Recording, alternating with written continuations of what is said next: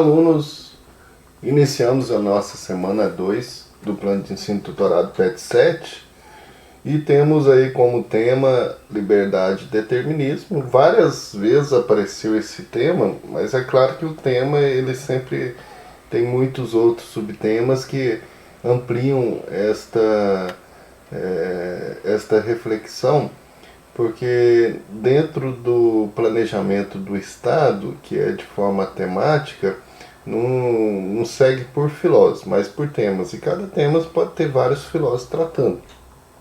E nesse sentido nós temos essa semana Santo Agostinho, especificamente o livro Confissões de Santo Agostinho, é uma obra de Santo Agostinho. Nós temos várias imagens de Santo Agostinho. Interessante que Santo Agostinho é africano, não se sabe ao certo aquele povo naquele período, mas tudo indica que ele era mais, tem figuras que representam ele quase que um europeu, uma forma diferente daquilo que poderia ser. Ele é mais de forma de uma cor mais negra. Aurélio Agostinho nasceu em 354 em Tagaste. Então Tagaste é uma pequena cidade da Numídia, lá na África. O pai de Agostinho, chamado Patrício, era um pequeno proprietário de terra, ainda ligado ao paganismo, né? Só iria se converter no fim da vida. A mãe, Mônica, era uma fervorosa cristã. Sua formação cultural realizou-se inteiramente em língua latina e com base nos autores latinos. Por isso que nós temos vários conceitos em Santo Agostinho que diz respeito mais à visão latina. Agostinho é, então, um dos mais importantes padres da igreja, da época da patrística, chamada patrística dentro da filosofia, esse período muito importante de relação entre filosofia e teologia. O seu itinerário espiritual e filosófico foi muito articulado, a mãe Mônica, pela sua firmeza e tenaz fé, e o bispo Ambrósio, que lhe ensinou o método da exegese alegórico-filosófica da Bíblia, tiveram um papel decisivo na sua conversão ao cristianismo. Então, sua formação cultural foi sobretudo de língua e de inspiração latina, marcada, quando muito, pela retórica e disciplina que Agostinho ensinou na África e em Milão, quando foi ensinar lá, né? Então, Agostinho tem umas obras muito importantes, de grande interesse, mas ele produziu muita coisa. Mas temos aí algumas que são muito conhecidas, né? Sobre a Trindade, por exemplo. O seu tratado de Trindade, chamada assim, uma obra importante sobre a Trindade, sobre o livre-arbítrio, a Cidade de Deus, sobre a natureza e a graça, Confissões, que é essa que nós vamos tratar hoje. Confissões é um livro interessantíssimo, do gênero, da forma que é escrito Confissões, que abre, tem essa abertura em todos os escritores, ninguém havia feito dessa forma. O próprio título diz, então ele faz toda uma narrativa da própria vida, dos seus momentos, trabalha sobre momento específico da vida, conversão, toda sua caminhada, sua busca pela verdade, né?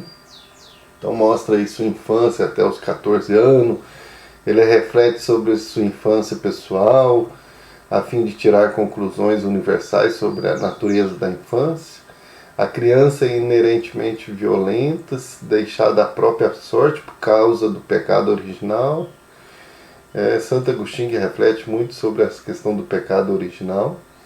Reflete sobre a escolha do prazer e da leitura secular sobre o estudo das Escrituras, que ele relata 2 exemplos da vida dele, de 2 exemplos de seus pecados graves cometidos aos 16 anos, o desenvolvimento de sua luxúria sem Deus e o roubo de uma pera do pomar de seu vizinho, apesar de nunca querer por comida.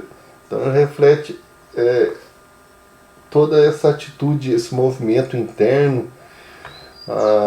O livro Confissões traz essa essa abordagem a partir de aspectos da vida e fazer uma reflexão filosófico-teológica.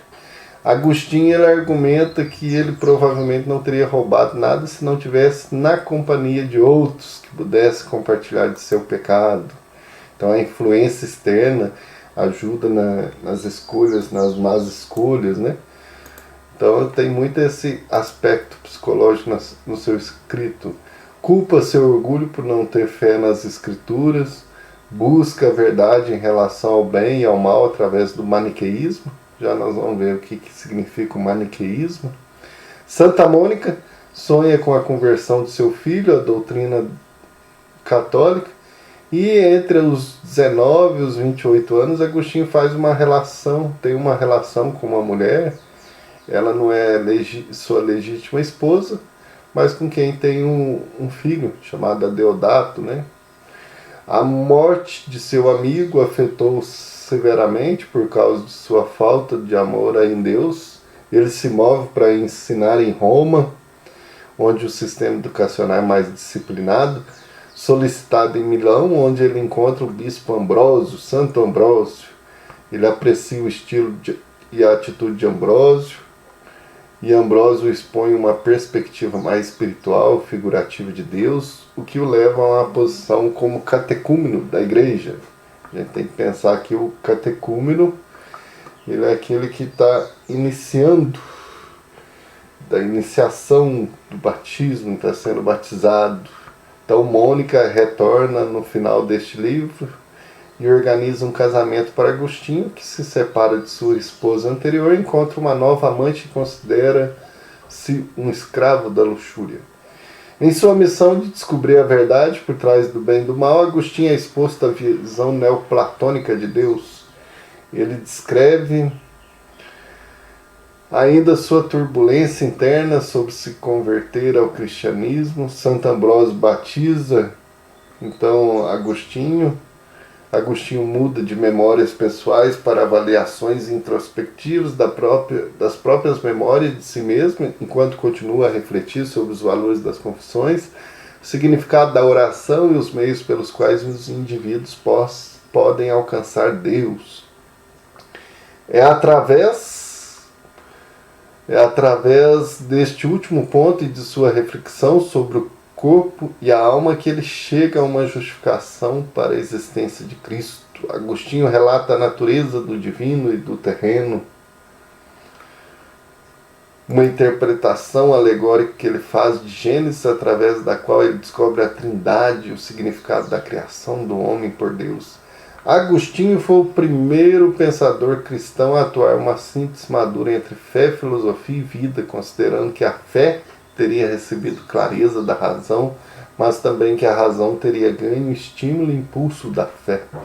Então, nos escritos de Santo Agostinho, principalmente nessa obra Confissões, nós temos aí um relato pessoal interessantíssimo, né? Algo assim, é uma obra que tem uma fineza tanto de elementos filosóficos, teológicos, psicológicos, de um homem que está em busca da verdade. Então nós temos aí vários elementos da vida de Santo Agostinho que trata principalmente desse encontro com a verdade, né? Porque ele começa a passar por buscas interessantes que mostra, igual todo ser humano, né? Que está em busca aí de encontrar com a verdade, seja de forma, muitas das vezes, radical, de forma só racional, e Cristo vai ser a grande luz para Santo Agostinho.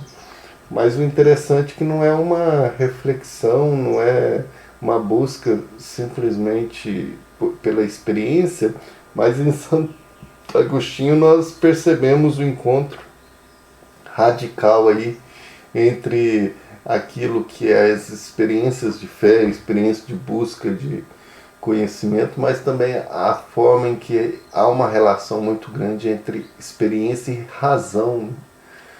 Então Santo Agostinho é um homem de muita leitura, de muitos estudos, de muito aprofundamento, um conhecedor mesmo da palavra, da Bíblia, de vários autores filosóficos também. Ele retoma muito bem Platão e faz toda uma releitura. Tem uma vasta obra, interessante que essa vasta obra pública, a gente encontra muita coisa aí na internet que vocês podem encontrar. Então vale a pena aprofundar. Interessante que no contexto de hoje, se a gente for ler sem conhecer, né? Se a gente não aprofundar, a gente logo acha uns absurdos, porque já não são épocas igual a nossa, né? Muitas vezes, para que refletir sobre o pecado original, sobre elementos? A gente tem que, para conhecer um autor, nós temos que voltar lá no seu tempo, né? E saber qual que é esse espírito do tempo do autor, para a gente entender e perceber a grandiosidade que ele foi, as mudanças que ele gerou, como que ele era progressivo em várias ideias, como que ele abriu muitos caminhos, né? E Santo Agostinho foi essa pessoa. Então nós temos aí a atividade da semana 2, que é muito tranquila, né? São 2 atividades objetivas dentro do contexto da reflexão da filosofia de Santo Agostinho. A questão da eternidade, abordada por Santo Agostinho, é um exemplo de qual tipo de reflexão. E não se deve atribuir a Deus a origem do mal. Tem uma obra de Santo Agostinho sobre o mal, é um tema também importantíssimo na filosofia. É ele que vai tratar sobre o mal, tirando essa questão ontológica do ser do mal, né? E que ele não é criado por Deus. O mal é a ausência do bem, e tem toda uma reflexão sobre isso, que implica até abordar numa aula, né? Então nós temos aí, façam uma leitura tranquila, uma introdução nesse sentido de conhecer um pouco quem foi Santo Agostinho e a importância da obra Confissões. Na literatura é um clássico, na literatura aí, nossa, tanto não só cristã, mas filosófica também e teológica. Então é um livro importantíssimo nesse estudo. Bons estudos e até a nossa próxima aula.